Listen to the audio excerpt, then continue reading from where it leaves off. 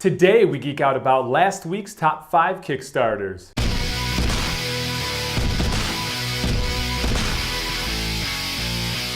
The Artemis Project, published by Grand Gamers Guild, is a game for 2 to 5 players, ages 12 and up, and runs 60 to 75 minutes. Using dice placement, you are working to gather resources to expand your colony by building your engines and powering them by drafting the perfect selection of colonists in a race to the most victory points in 6 rounds.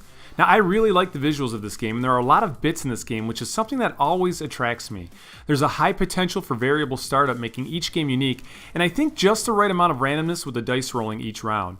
There is a great quality print and play that's available on the Kickstarter page. I took the time to put this one together, and I've done a quick playthrough so far. I'd like to play a few more times before giving a detailed review, but I have to say that the amount of options you have to choose from really make room for lots of different strategy from game to game. I also like the way players are almost forced to interact with each other. Keep an eye on our channel for an update this week on our thoughts on the game. The Artemis Project has funded and runs until October 5th, 2018. Robin Hood, published by Worthington Publishing, is a game for 2 players where one player takes on the role of the side of Robin Hood, who's trying to steal the gold from the oppressive Sheriff of Nottingham, as well as rescue any imprisoned characters before they're executed, all while waiting for King Richard to return. Of course, the other player is going to take on the role of the sheriff and his men, trying to thwart Robin Hood's good deeds and take all of his gold or execute him before King Richard comes back. Now, Worthington Publishing is known mostly for their historically themed war games or block games. However, Robin Hood, I think, has the appeal to reach more than just a typical strategy or war game audience. The character art is very inviting, and the theme as well is something that is accessible and familiar to a wider range of people. As a result, I think that this game may cross that line and be a game that's interesting to someone who wouldn't usually be into a block-style game. Robin Hood has funded and runs until October 2nd, 2018. Z-War 1 Exodus, published by Dice Sports, is a survival horror game for 1 to 5 players. Operating as a prequel in the Z-War 1 universe, Exodus brings us an extremely immersive zombie survival experience, utilizing a comic book to prep the scene for the scenario you're about to play.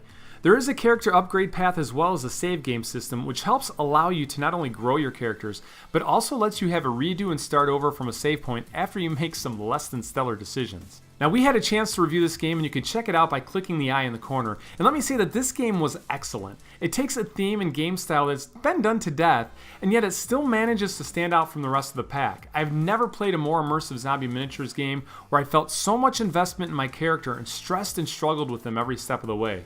There's a ton of replayability as well, given that each scenario will play out differently based upon how things spawn and the decisions you make.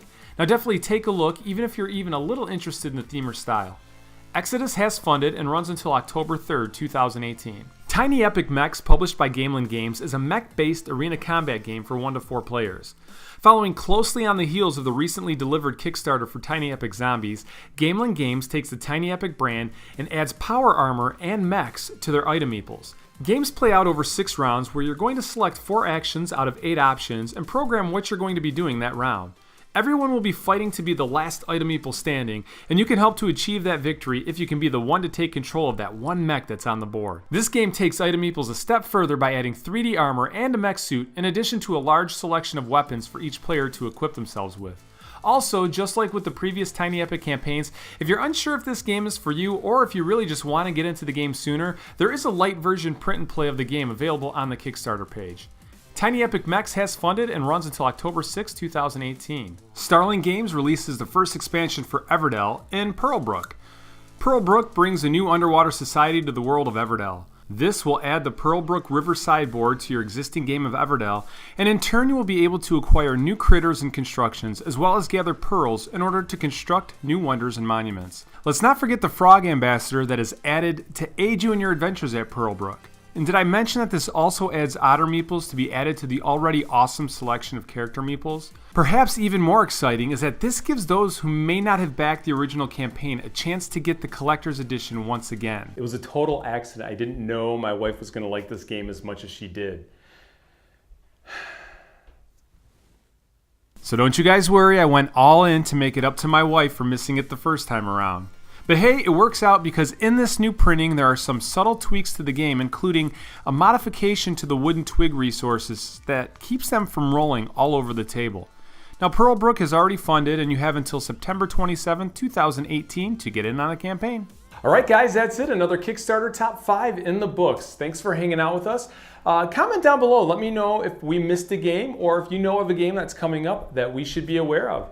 Also, be sure to follow us on Facebook, Twitter, and Instagram, and subscribe if you don't already here on YouTube. Again, thanks for hanging out with us. We'll see you next time. Cheers.